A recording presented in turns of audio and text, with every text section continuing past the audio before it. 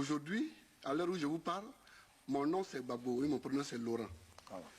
Ma sœur qui est là, mon épouse, mes enfants et moi-même, nous sommes d'ailleurs en train de faire des démarches. Nous allons saisir la justice pour faire un nom composé avec un tiré, Babo, trait, Koudou, ce qui est plus représentatif de la famille. Mais tant que ce n'est pas fait, je suis Babo, prénommé Laurent. Bien. Vous me... Ouattara, il est 100% ivoirien. Il est digne fils de son père et sa mère, qui est le grand-mère, pour assurer qu'elle repose en paix. On a vu les papiers.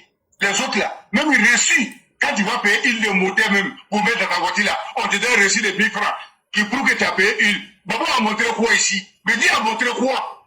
Et Ouattara, on a vu les passeports qui peuvent plier 6 fois. On a vu que c'est pas les passeports de 2000. Non, c'est pas autant. Ça veut dire, le président, il est organisé par ses parents, il est organisé lui-même et il va organiser nos pays. Ma mère m'a remis le passeport de mon grand-père, Ibrahim Cissé, né en 1868, à Belédan, en Côte d'Ivoire. Passeport que je présente également au directeur.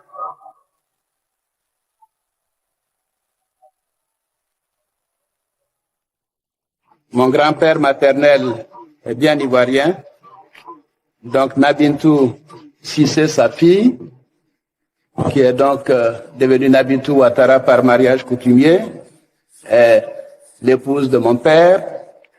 Tu as parlé du passeport du grand-père ou même de l'arrière-grand-père du président Ouattara. Tu as parlé de ça, non? Alors le cyclone?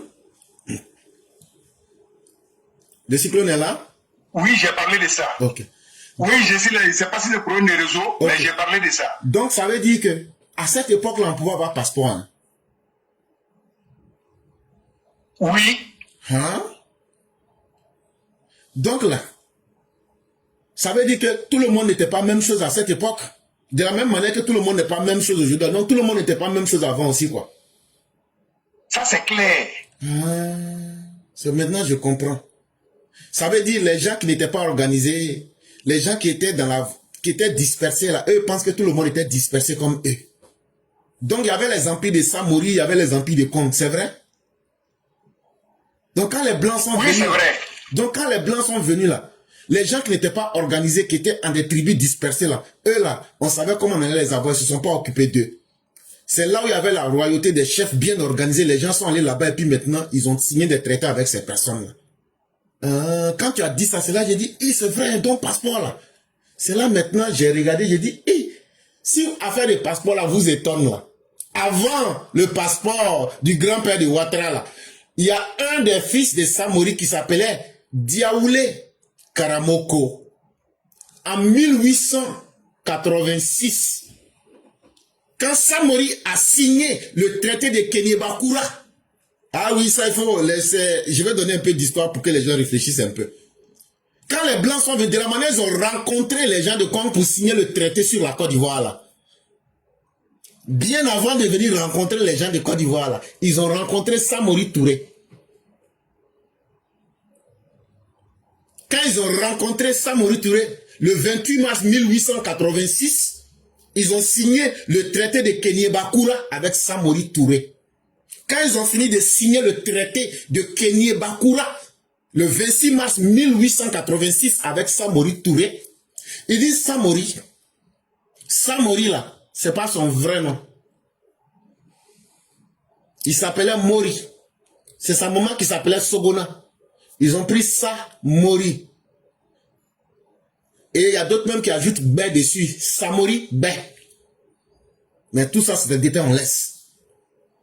Quand ils ont pris le premier fils de Samori Touré, son premier fils là, je vous ai donné son nom. Il s'appelle Diaoulé Karamoko. On est ton fils là. Il a 17 ans aujourd'hui. Tu ne peux pas nous donner. Il va aller voir France là. Il va visiter. Quand il partait là, c'est avec quoi il est parti? C'est avec passeport il est parti. Parce que vous pensez que parce que nous on n'était pas développés en Afrique, que le reste du monde n'était pas développé. Non.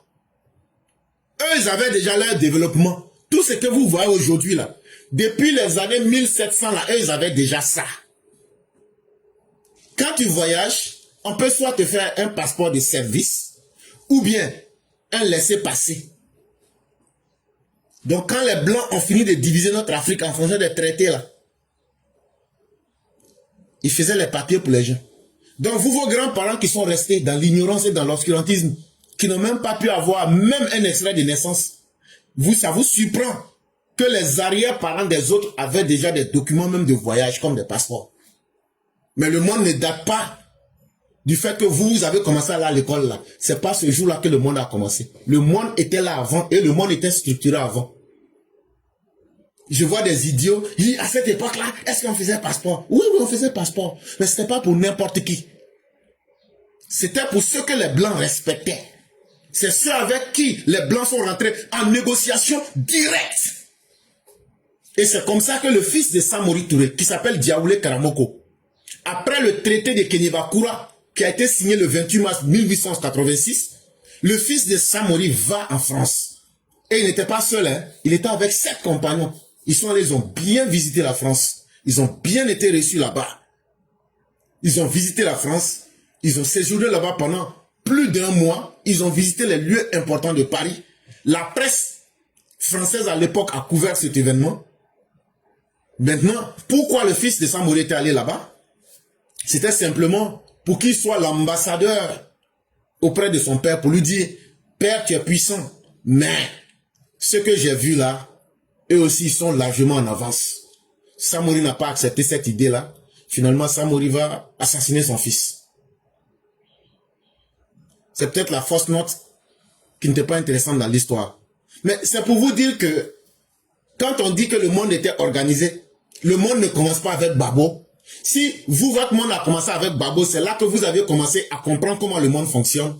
Sachez que les parents des autres là, eux, ils étaient en contact avec le monde depuis de nombreuses années. Sans oublier qu'on peut encore aller en arrière. Parce qu'avant les Blancs,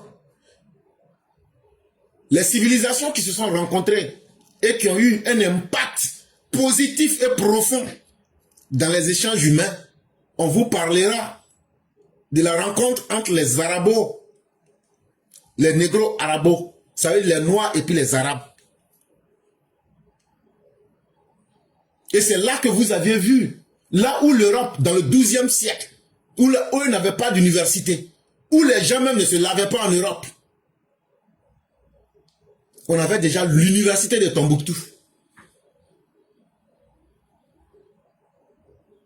Et donc il faut que les gens se réveillent.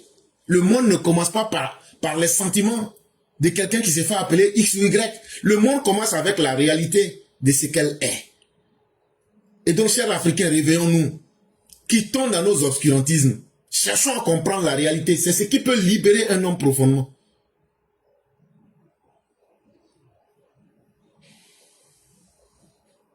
Et donc, le cyclone, c'est ce que je comptais ajouter. Parce que ce que vous avez dit était tellement vrai. Mais certains petits malins vont aller distraire certains époux. À cette époque-là, on ne faisait pas passeport. Donc, je viens de vous montrer que même avant le passeport que le président Ouattara a présenté là, c'est trop récent même. Le passeport que le président Ouattara a présenté là, c'est trop récent. Il ne devrait même pas faire ça.